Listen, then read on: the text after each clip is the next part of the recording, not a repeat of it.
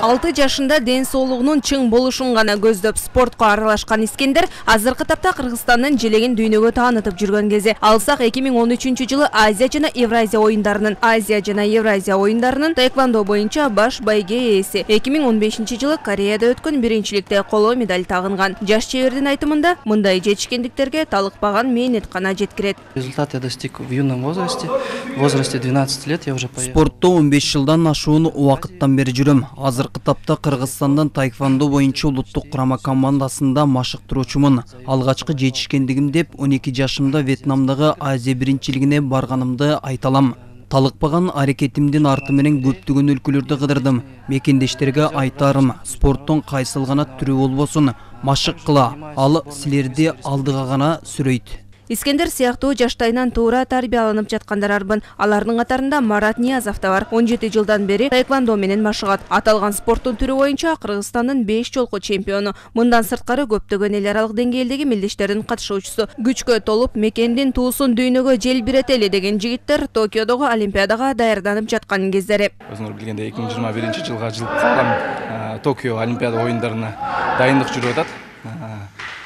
Азыр 12 апрелде ушу Кыргызстанга Монголия курама командасы келет жана Непал. Чогуу бир ай ушу жерде мындайча айтканда сбор болот. Тренировка кылып, машыгып бирге өзүбүздүн билген техникабыз менен бөлүшүп ушу бир ай чогуу болобуз. Өлкөнүн атын дүйнөгө маданият менен спорт чыгарат. Алардын мээнетин баалоо мамлекеттин милдети. 6 апрель эл аралык дене тарбия жана спорт күнүнө карата аталган тармактын өкүлдөрү сыйланды. Дене тарбиянын мыктысы деген наамга тогуз коргол боюнча машыктыруучу Абдыкалы Дүйшөнбиев татыды. Ал даярдаган көптөгөн окуучулар республикалык спартакиада биринчиликти камсыз кылышкан. Биринчи кесибим дене тарбия мугалими. Дене тарбия мугалими болуп 40 жылдан бери иштейм. Ошол менен кошо 9 коргол кружогунда ачып иштейм. Мен ыраазымын. Караганда алдым да 66 келген. Куттуктоо пандемия маалына туш келгендиктен аземге спорттун айрым гана өкүлдөрү чакыртылган. Алдыда дүйнөлүк олимпиада турат. Ал олимпиадага биздин мыкты спортчуларыбыз даярданып атат. Мына бүгүн дагы атайын чемпионат өтүп атат. Мына ушул чемпионаттарда биз лицензияларга ээ болуп, көп мыкты спортчуларыбызды ушундай олимпиадаларга, дүйнөлүк чоң жарыштарга жиберген турабыз.